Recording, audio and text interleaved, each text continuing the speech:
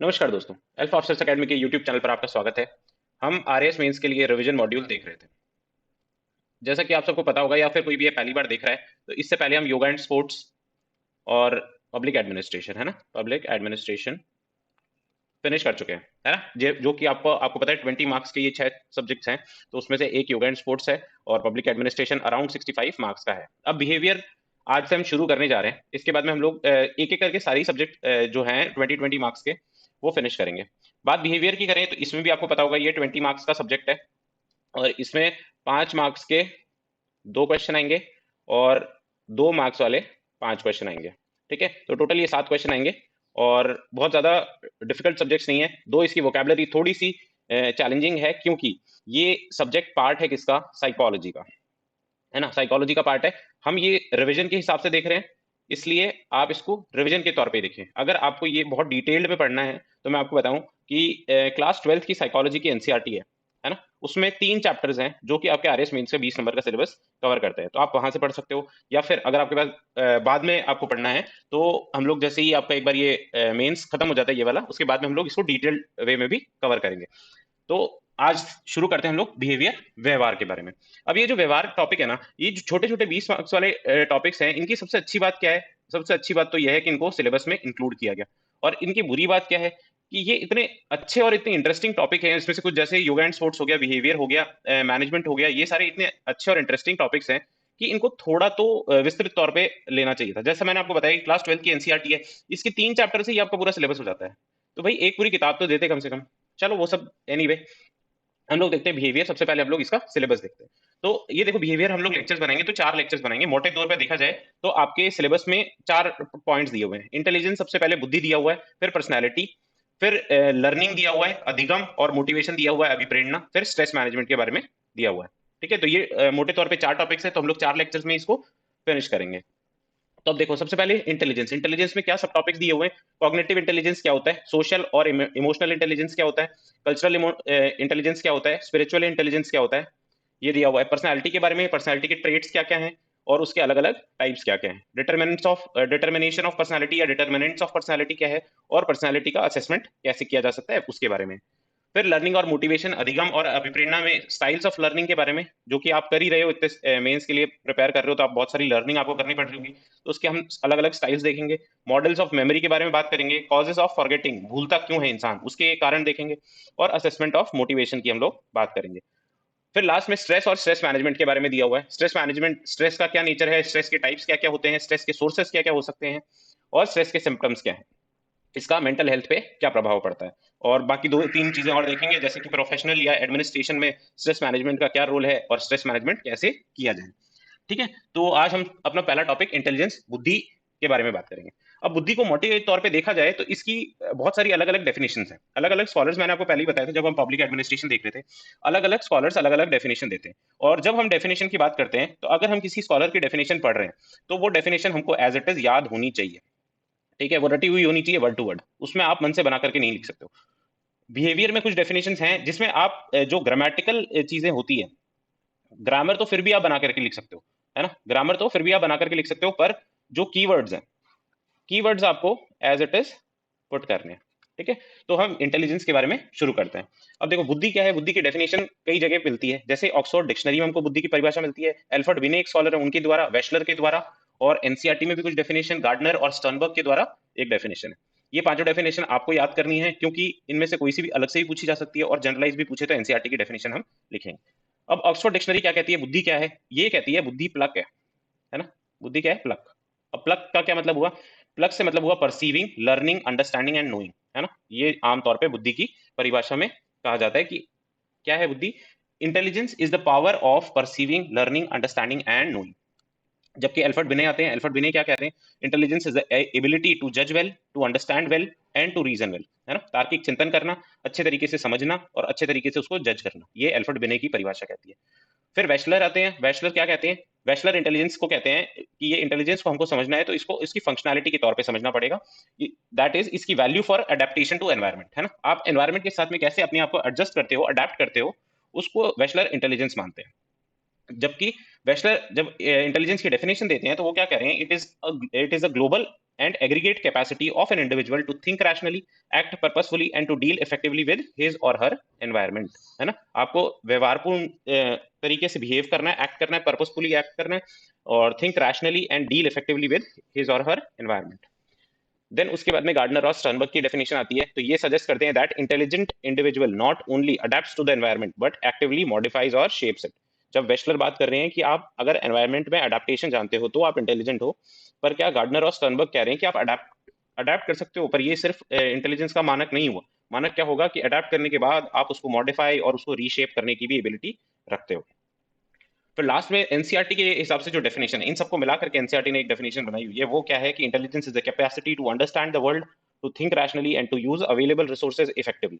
ठीक है, आपको क्या करना है, अंडरस्टैंड करना है दुनिया को, थिंक रैशनली तार्किक चिंतन आप करने के लायक होने चाहिए, और यूज अवेलेबल रिसोर्सेज इफेक्टिवली। ठीक है, अब ये जो जो अंडरलाइन वर्ड्स हैं वो आप देखो। शुरू में अपन ने ऑक्सफोर्ड का देखा, perceiving, learning, understanding and knowing. जबकि एल्फ्रेड बिने की बात करें तो वो क्या कह रहे हैं, बुद्धि क्या है, टू जज well, to understand well and to reason well. Wechsler क्या कह रहे हैं, वेस्लर कह रहे हैं intelligence as the global aggregate capacity of to think rationally, to act purposefully and to deal effectively with his or her environment. फिर Gardner और Sternberg आते हैं, वो भी वेस्लर वाली बात कर रहे हैं, पर उसमें क्या मॉडिफिकेशन कर रहे हैं ये कि आप अडेप्ट टू द एनवायरमेंट तो होना ही चाहिए, पर आप एक्टिवली उसको मॉडिफाई करने और रीशेप करने के काबिल भी होने चाहिए। फिर एनसीईआरटी के हिसाब से क्या डेफिनेशन है कि intelligence is the capacity to understand the world, think rationally and use available resources effectively. ठीक है, व्हेन फेस्ड विद चैलेंजेस। तो ये आपको बेसिक 5 डेफिनेशन है, ऐसी कैसी रट लेना, 3-4 बार पढ़ोगे तो ये रट जाएंगे, है ना। तो ये बेसिक डेफिनेशंस है। इसके बाद में हम कुछ कैरेक्टरिस्टिक देखते हैं, इंटेलिजेंस के क्या क्या कैरेक्टरिस्टिक्स हैं। तो इंटेलिजेंस क्या है, ये एग्रीगेट ऑफ मेनी एबिलिटीज माना गया है ना। जैसे कि हमने ऊपर देखा ना, रैशनली थिंक करना भी इंटेलिजेंस है, understand the world is also intelligence and to available resources को इफेक्टिवली यूज करना भी इंटेलिजेंस है। तो ये एग्रीगेट है किसका, मेनी एबिलिटीज का। फिर problem solving ability, intelligent individuals can effectively analyse and solve complex problems, है ना, इफेक्टिवली एनालाइज कर सकते हैं और सॉल्व कर सकते हैं किसको, कॉम्प्लेक्स प्रॉब्लम्स को। फिर अडेप्टेबिलिटी, हमने जो वेस्लर की डेफिनेशन देखी वो अडेप्टेबिलिटी की बात करता है, तो ये क्या कह रहे हैं कि capacity to adapt to new situation, ये adapt to new situation, learn from experiences and adjust behavior accordingly। फिर क्रिटिकल थिंकिंग एबिलिटी होनी चाहिए इंडिविजुअल में, और intelligent individual possess strong critical thinking skills, है ना, जो वो उनको मदद करती है किसमें, इन्फॉर्मेशन को इवैल्यूएट करने में, कोई लॉजिकल फैलेसी है तो उसको आइडेंटिफाई करने में और इन्फॉर्म्ड डिसीजन लेने में। तो ये क्रिटिकल थिंकिंग एबिलिटी होनी चाहिए। फिर इंटेलिजेंट इंडिविजुअल क्या होगा, क्रिएटिव होगा, है ना। तो intelligence often manifest in the ability to think creatively, generate novel ideas and approach problems from unconventional perspective, है ना। अलग तरीके से आप अलग तरीके से अगर किसी प्रॉब्लम के बारे में सोच रहे हो या उसका समाधान निकाल रहे हो, तो ये क्रिएटिविटी भी क्या, इंटेलिजेंस कहलाएगी। फिर इफेक्टिव कम्युनिकेशन अगर किसी में एबिलिटी है तो वो भी इंडिविजुअल इंटेलिजेंट कहलाएगा, क्योंकि वो आर्टिकुलेट कर पा रहा है किसको, क्लियरली अपने थॉट्स को आर्टिकुलेट कर पा रहा है, अपने आइडियाज को प्रॉपरली एक्सप्रेस कर पा रहा है ना। ये सेकेंडली, ये आप वर्ड देख लेना, I am not very sure about its pronunciation, तो ये आप देखना, है ना। Engage in meaningful dialogue with others, ये कैरेक्टरिस्टिक्स हैं किसके, इंटेलिजेंस के। अब इंटेलिजेंस के बारे में हम बात कर रहे हैं, तो इंटेलिजेंस को हमने कितने भागों में बांटा हुआ था, कॉग्निटिव इंटेलिजेंस, सोशल इंटेलिजेंस और इमोशनल इंटेलिजेंस। उसके बाद में हमने कल्चरल इंटेलिजेंस देखा। तो ये सारे इंटेलिजेंस के टाइप्स हैं या फिर उसके अलग अलग वेराइटीज हैं। तो हम शुरू कर रहे हैं कॉग्निटिव इंटेलिजेंस। अब कॉग्निटिव इंटेलिजेंस क्या हुआ, जैसे अपन जो बेसिक इंटेलिजेंस, जो मैथमेटिकल इंटेलिजेंस जिसको हम बोल सकते हैं, मैथमेटिकल इंटेलिजेंस जिसको हम बोल सकते हैं, या फिर जो हमारी स्कूली, है ना, स्कूलिंग के समय जो इंटेलिजेंस, जिसको इंटेलिजेंस समझा जाता था, उस इंटेलिजेंस को हम कॉग्निटिव इंटेलिजेंस बोल सकते हैं। तो ये क्या है, ये वंस एबिलिटी टू लर्न, है ना, to remember, to reason, to solve the problem and to differentiate logical judgement and to effectively communicate is called cognitive intelligence, है ना। याद करना, उसको याद रखना और तार्किक होना, रीजन करना, प्रॉब्लम को सॉल्व करना, ये सारी चीजें क्या आती है, कॉग्निटिव इंटेलिजेंस में आती है। इसके बारे में देखो, कॉग्निटिव इंटेलिजेंस के ऊपर जितनी रिसर्च हुई है उसमें जीन पियाजे का नाम बहुत पॉपुलर है। इन्होंने 1970 में थ्योरी ऑफ कॉग्निटिव डेवलपमेंट दी, है ना। ये पहली ऐसी थ्योरी थी जो कॉग्निटिव इंटेलिजेंस के बारे में बात कर रही है, थ्योरी ऑफ कॉग्निटिव डेवलपमेंट 1970 में जीन पियाजे द्वारा दी गई। इसमें ये क्या है, बच्चों की स्टडी करते हैं, और ये बच्चों की स्टडी करके ये पता लगाते हैं कि चाइल्ड की जो एज है वो जैसे जैसे इंक्रीज होगी, उसके जो कार्य का क्षेत्र है, फील्ड ऑफ हिज वर्क, ये भी इंक्रीज होगा, और इसके साथ साथ बच्चे की जो इंटेलिजेंस होगी वो डेवलप होगी, है ना, इंटेलिजेंस भी इंक्रीज होगी। क्योंकि इंटेलिजेंस को कई लोगों द्वारा ये माना गया है कि ये क्या है, हेरिडिटी है, या फिर ये आप जब जन्म लेते हो तो ये आप में पहले से होती है। तो जीन पियाजे अपनी स्टडी से द्वारा ये बताते हैं कि ऐसा नहीं है, चाइल्ड का जैसे जैसे उसका कार्य क्षेत्र बढ़ेगा वैसे वैसे उसकी इंटेलिजेंस इंक्रीज होगी। तो ये किसमें बताते हैं, थ्योरी ऑफ कॉग्निटिव डेवलपमेंट में। फिर ये 4 स्टेजेस बताते हैं कॉग्निटिव डेवलपमेंट की। सबसे पहली तो मोटरी सेंसर स्टेज, जो 0 से 2 साल के बच्चे होते हैं उनकी होती है। फिर प्री ऑपरेशनल स्टेज जो 2 से 7 साल के बच्चे हैं उनकी होती है। फिर कॉन्क्रीट ऑपरेशनल स्टेज ये 7 से 11 साल के लोगों की होती है। और फॉर्मल ऑपरेशनल स्टेज जो 11 साल से बड़े हो गए हैं उनकी। तो ये कॉग्निटिव डेवलपमेंट के उनके कार्य क्षेत्र का जो विस्तार हो रहा है उसके अकॉर्डिंग पियाजे ने 4 स्टेजेस किसकी बताई है, कॉग्निटिव डेवलपमेंट की। पियाजे की ये थ्योरी आप ध्यान रखना, थ्योरी ऑफ कॉग्निटिव डेवलपमेंट। फिर अपन बात करें सोशल इंटेलिजेंस की, तो सोशल इंटेलिजेंस क्या है, जैसे जो समाज अपने से एक्सपेक्ट करता है ना, जो समाज अपने से एक्सपेक्ट करता है वही सोशल इंटेलिजेंस। अब समाज हमसे क्या एक्सपेक्ट करता है कि आप है ना कोई भी, जैसे मान लो अपन एग्जांपल के तौर पे देखें तो कोई भी आप फंक्शन में जाओ है ना, तो आप वेल बिहेव्ड हो, यही तो एक्सपेक्ट करता है समाज। कोई भी किसी से आप बात कर रहे हो तो आप वेल मैनर्ड रहो, ये सारी चीजें सोशल इंटेलिजेंस समाज द्वारा मानी गई है। तो समाज द्वारा जो मानी गई है वही इंटेलिजेंस को सोशल इंटेलिजेंस नाम दे दिया। तो इसकी डेफिनेशन देखो तो it is the ability to effectively understand, respond appropriately to complex social relationships, है ना। जो आप जैसे फंक्शन में 70 लोगों से मिल रहे हो तो वो सोशल रिलेशनशिप, वो सोशल गैदरिंग्स में जो आप बिहेव कर रहे हो, या आपके घर पे आपके एल्डर्स के साथ में, बाकी लोगों के साथ में कैसा बिहेवियर है, ये सारी चीजें सोशल इंटेलिजेंस में काउंट होती है। So it is the ability to effectively understand and respond appropriately to complex social relationship and social environment, सामाजिक परिवेश के साथ। फिर ये इंक्लूड क्या करता है, it includes ability to respect social order, जो अपन ने समाज वाली बात की, फंक्शन में आप जा रहे हो, सोशल ऑर्डर है कुछ, उसको आपको रिस्पेक्ट करना है। कमिटमेंट टू एल्डर्स, एल्डर्स के साथ में जो कमिटमेंट है, माता पिता के साथ में, आपके दादा दादी नाना नानी के साथ में, ये कमिटमेंट है। एल्डर्स से समाज में बाकी एल्डर्स जो हैं उनके साथ में। फिर यंगस्टर्स और जो डिप्राइव्ड सेक्शन है वो। फिर उसके अलावा respect for other people's view, जो दूसरे लोग हैं उनके व्यूज की भी रिस्पेक्ट करना और दूसरों की केयर करना। ये बेसिक इसके बारे में सोशल इंटेलिजेंस के बारे में बात हो रही है। इसमें जैसे अपन एग्जांपल देखें कि एम्पैथी है ना, active listening, adaptability, social awareness, conflict resolution की एबिलिटी, ये सारी जो एबिलिटीज हैं वो किस में आ जाएंगी, सोशल इंटेलिजेंस में। जैसे एम्पैथी, आप मान लो कि आप किसी बस में बैठे हो और आपको पता चल गया, या मेट्रो में बैठे हो, आपको पता चल गया कि ये मेरे सामने कोई बूढ़ा आदमी खड़ा हुआ है और मैं यहाँ पर बैठा हुआ हूँ। तो ये जो आपकी एबिलिटी है ना, जो आपको ये एहसास दिला पा रही है कि यार ये इंसान तकलीफ पा रहा होगा, तो मैं खड़ा हो जाता हूँ, मैं इसको बैठने दे देता हूँ, ये सोशल इंटेलिजेंस है। ये जो फीलिंग ऑफ एम्पैथी है, दूसरों की भावनाओं को समझना है, ये सोशल इंटेलिजेंस है। ठीक है। और बाद में जब हम इमोशनल इंटेलिजेंस देखेंगे तो हम लोग देखेंगे कि सोशल इंटेलिजेंस भी इमोशनल इंटेलिजेंस का एक बहुत बड़ा हिस्सा है। फिर सोशल इंटेलिजेंस का देखो, कार्ल एल्ब्रेच ने एक स्पेस मॉडल दिया है ना। कार्ल एल्ब्रेच ने एक किताब लिखी, social intelligence the new science of success, है ना। न्यू साइंस ऑफ सक्सेस किसको बताया इन्होंने, सोशल इंटेलिजेंस को बताया, और उन्होंने स्पेस मॉडल दिया। स्पेस मॉडल में क्या दिया, स्पेस तो इन्होंने बताया, एस से बताया सिचुएशनल या सोशल अवेयरनेस होनी चाहिए, पी से बताया प्रेजेंस, ए से बताया ऑथेंटिसिटी होनी चाहिए, सी से बताया क्लैरिटी होनी चाहिए, और ई से क्या बताया, एम्पैथी होनी चाहिए। ये सारी क्वालिटीज होनी चाहिए सोशल इंटेलिजेंट इंडिविजुअल में, है ना। तो ये इन्होंने बोल दिया कि ये नई साइंस है सक्सेस की, आपको सक्सेस प्राप्त करनी है तो आपको सोशली इंटेलिजेंट होना चाहिए। फिर हम देखते हैं इमोशनल इंटेलिजेंस। इमोशनल इंटेलिजेंस देखो क्या है कि आप मान लो कि किसी की ये एबिलिटी कि वो खुद की, है ना, खुद की और दूसरों की भावनाओं को समझ सकता है, विचारों को समझ सकता है, खुद के भी और दूसरों के भी, और उसके अकॉर्डिंग एक्ट करता है, तो उसको इमोशनल इंटेलिजेंस, ऊपरी तौर से देखें तो इमोशनल इंटेलिजेंस उसको कहते हैं। तो इमोशनल इंटेलिजेंस में देखो, हार्वर्ड गार्डनर नाम के एक इंसान हुए, उन्होंने 1983 में किताब लिखी फ्रेम्स ऑफ माइंड, है ना, the theory of multiple intelligence. उसमें ये मल्टीपल इंटेलिजेंस, बहुबुद्धि के बारे में बात करते हैं, बहुबुद्धि सिद्धांत देते हैं। इसमें ये दो तरह की इंटेलिजेंस के बारे में बात करते हैं, एक तो इंट्रापर्सनल इंटेलिजेंस होती है और एक इंटरपर्सनल इंटेलिजेंस। अब इंट्रापर्सनल इंटेलिजेंस में क्या है कि ये खुद की फीलिंग्स, है ना, awareness of one's own feelings, motives, desires, thoughts, targets, power, strength, weakness, ये सब खुद के बारे में जितना भी चिंतन करके और आप जो अवेयरनेस लाते हो, उसको इंट्रापर्सनल इंटेलिजेंस इन्होंने बोला है। और इन्होंने क्या कहा है, person high on this ability are curious to know the real identity. ये देखो संत महात्माओं जैसी बात करते हैं, इसके एग्जांपल में देखो स्पिरिचुअल सेंट्स जो हैं, फिलोसोफर जो हैं, वो लोग क्या है कि आप आपकी रियल आइडेंटिटी के बारे में, कि लाइफ का मीनिंग क्या है, ह्यूमन एग्जिस्टेंस एग्जिस्टेंस है तो है कैसे, भगवान के बारे में, ये सारी चिंतन करना, तो ये क्या है, इंट्रापर्सनल इंटेलिजेंस। फिर दूसरा है इंटरपर्सनल इंटेलिजेंस, तो ये क्या कहता है कि सेंसिटिव टू अदर्स बिहेवियर, है ना, दूसरों के बिहेवियर को आप समझो और उसके प्रति आप सेंसिटिव हो, तो ये इंटरपर्सनल इंटेलिजेंस कहलाता है। This is skill of understanding motives, behaviour, feelings of other people and to make good relation with others, है ना, अच्छा रिलेशन दूसरे के साथ में बना करके रखना। जैसे आप देखो पॉलिटिशियंस को, रिलीजियस जो लीडर्स होते हैं उनको देखो आप, तो ये इसके एग्जाम्पल है। इंटर और इंट्रापर्सनल अपन ने इंटेलिजेंस देखी। फिर ये जो इसको इमोशनल इंटेलिजेंस को बहुत अच्छे से समझाने का काम है, वो सेलोवी और मेयर ने सबसे पहले बार 1990 में इन्होंने एक आर्टिकल लिखा, इमोशनल इंटेलिजेंस, है ना। और उसमें इन्होंने ये बताया कि ये इमोशनल इंटेलिजेंस जो है वो एबिलिटी है क्या, to understand one's own and other people's emotion, और उनके बीच में to differentiate between different emotions, है ना। दो अलग अलग इमोशन है, गुस्सा है और आपको चिढ़ है ना, तो ये दो अलग अलग इमोशन है, इसके बीच में डिफरेंशिएट कर पाना भी क्या है, ईआई है, इमोशनल इंटेलिजेंस है। और फिर इसके बारे में टू यूज इमोशनल इंफॉर्मेशन जो गाइड करेगी आपको क्या, आपकी थिंकिंग को और आपके बिहेवियर को। तो ये कौन कह रहा है, अकॉर्डिंग टू सेलोवी और मेयर ये डेफिनेशन है। अब सेलोवी और मेयर ने जो किताब आर्टिकल लिखा इमोशनल इंटेलिजेंस, उसमें जो डेफिनेशन दी हुई है हमने वो देख ली। इसके बाद में हम लोग आगे देखते हैं कि इमोशनल इंटेलिजेंस के बारे में और क्या है। तो इमोशनल इंटेलिजेंस के ऊपर एक देखो किताब लिखी सेलोवे और मेयर की किताब है, व्हाट इज इमोशनल इंटेलिजेंस, है ना। और इसमें इन्होंने क्या दिया, PUUM मॉडल दिया, है ना। PUUM क्या है, perceive, use, understand and manage, है ना। ये क्या कह रहे हैं PUUM मॉडल में कि जो इंटेलिजेंस है, इमोशनल इंटेलिजेंस है, वो क्या है, एबिलिटी है इस चीज की, to perceive, to use, to understand and to manage the emotion of own, खुद के और दूसरों के।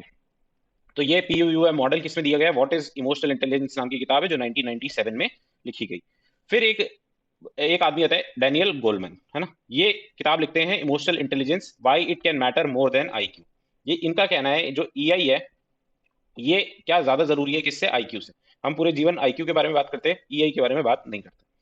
तो ये एक थ्योरी देते हैं, थ्योरी ऑफ परफॉर्मेंस, है ना। और ये कहते हैं कि EI जो है, इमोशनल इंटेलिजेंस क्या है, ये ट्रेट नहीं है ना। ये मतलब पहले से आपके अंदर हेरिडिटी नहीं है, इसको एक्वायर किया जा सकता है। और इंडिविजुअल की सक्सेस में IQ तो सिर्फ 20% कंट्रीब्यूट करता है, और जो इमोशनल इंटेलिजेंस है उसका कंट्रीब्यूशन 80% तक रहता है। तो ये बातें कौन बता रहे हैं, डेनियल गोलमैन बता रहे हैं।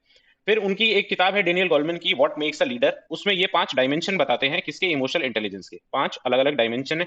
उसमें क्या क्या है, सेल्फ अवेयरनेस है, सेल्फ रेगुलेशन है, सेल्फ मोटिवेशन है, फिर एम्पैथी है और सोशल स्किल्स है। सेल्फ अवेयरनेस में खुद के बारे में जानना, तो स्टेट ऑफ माइंड, आपके इमोशन क्या है, आपके वैल्यूज क्या है, गोल क्या है, आपकी फिलोसफी क्या है। फिर सेल्फ रेगुलेशन में क्या है, to express emotion and its intensity, emotion कौन से इमोशन को कहाँ किस स्थिति में किस इंटेंसिटी के साथ में एक्सप्रेस करना है, वो सेल्फ रेगुलेशन है। फिर सेल्फ मोटिवेशन है, मोमेंट्स जो खराब मोमेंट्स होते हैं, वो सारी जो सिचुएशंस आती है उसमें आप कैसे सेल्फ को मोटिवेट रख पाते हो।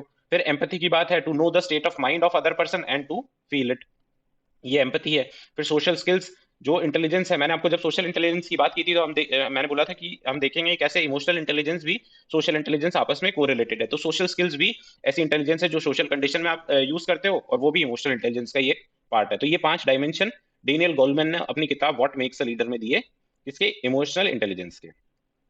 फिर आगे देखो तो एक केवी पेट्रॉइड नाम के आदमी है, उन्होंने ट्रेड थ्योरी दी किसकी, इमोशनल इंटेलिजेंस की। इसमें ये कहते हैं, ट्रेड थ्योरी में मतलब सीधी बात है, ये कह रहे हैं कि इमोशनल इंटेलिजेंस क्या है, एक ट्रेट है और इसको एक्वायर नहीं किया जा सकता। एक्वायर मतलब इसको बाद में आप प्राप्त नहीं कर सकते हो, आप ये इनहेरिटेड होता है, आप जब पैदा होते हो तो आप में ये इमोशनल इंटेलिजेंस होता है।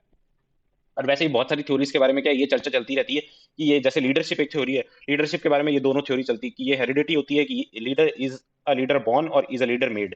तो ये इसमें बहुत ज्यादा नहीं पढ़ते हैं, ट्रेट थ्योरी है, आप ये याद रखना केवी पेट्रोइड की। और वो क्या कहते हैं कि ये इमोशनल इंटेलिजेंस जो है वो क्या है, ट्रेट है और इसको एक्वायर नहीं किया जा सकता है। जबकि डेनियल गोलमैन क्या कह रहे थे अपनी किताब में, इन्होंने कहा emotional intelligence why it can matter more than IQ में, कि ये जो है ना ये ट्रेट नहीं है भाई साहब, ये एक्वायर की जा सकती है। ठीक है।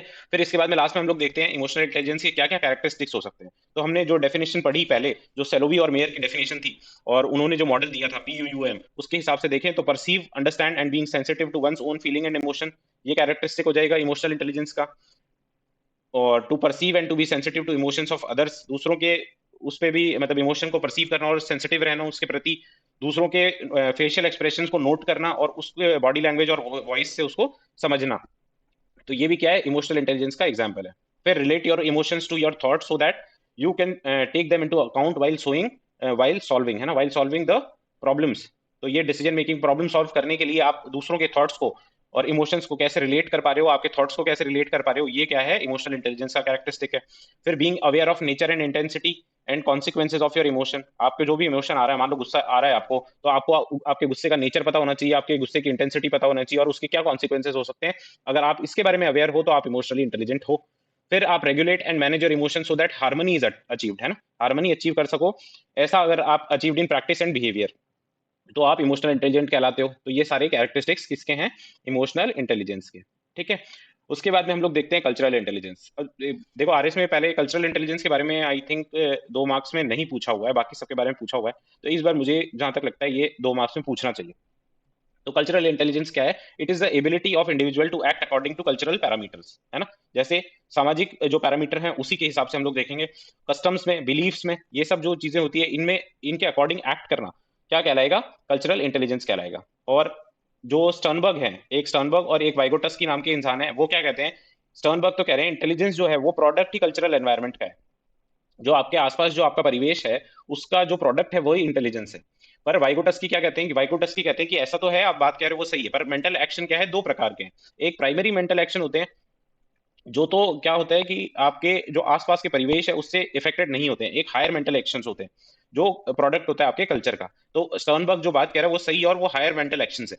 पर वाइगोटस्की क्या है, दो पार्ट्स में डिवाइड कर रहे हैं, एक प्राइमरी और एक हायर। तो प्राइमरी में ये क्या कह रहे हैं, ये कह रहे हैं यूनिवर्सल मेंटल एक्शंस, है ना, जो यूनिवर्सल है, सार्वभौमिक हैं, जैसे कि क्राइंग ऑफ चिल्ड्रन। अब क्राइंग ऑफ चिल्ड्रन आप देख लो कहीं से भी आपके जो कल्चरल एनवायरनमेंट है उस पर डिपेंड नहीं कर रहा है, ठीक है। जो बच्चा है पैदा होने के बाद जब वो रोता है तो वो आउटसाइड एनवायरनमेंट पे डिपेंड नहीं करता है, उसको ये चीज ऑलरेडी आती है, तो ये यूनिवर्सल मेंटल एक्शन है। तो इसको प्राइमरी मेंटल एक्शन का। फिर हायर मेंटल एक्शन में क्या लिया, जैसे थिंकिंग एबिलिटी, जैसे मैथमेटिकल सॉल्यूशन, ये आपका जैसे कल्चर है, जैसा आपने आसपास लोगों को देख करके या फिर उन्होंने आपको समझाया है तो आपने समझा है तो उसके अकॉर्डिंग आप सॉल्व करोगे। तो ये आपका product intelligence, higher mental actions जो हैं वो इंटेलिजेंस को प्रोडक्ट बता रहे हैं किसका, कल्चरल एनवायरनमेंट का। फिर देखें तो वेस्टर्न कंट्रीज और नॉन वेस्टर्न कंट्रीज, या फिर आप ओरिएंटल और ये ऑक्सीडेंटल, ये सब नॉन वेस्टर्न कंट्रीज और वेस्टर्न कंट्रीज में डिफरेंस देखो कि यहाँ पर जो कल्चरल इंटेलिजेंस है या फिर इंटेलिजेंस है उसमें क्या बेसिक डिफरेंस है। तो वेस्टर्न जो कंट्रीज होती है इसमें एम्फेसिस किया जाता है किस पे, एनालिसिस पे, बेटर परफॉर्मेंस पे, गोल ओरिएंटेशन पे और रैशनैलिटी पे, तार्किकता पे।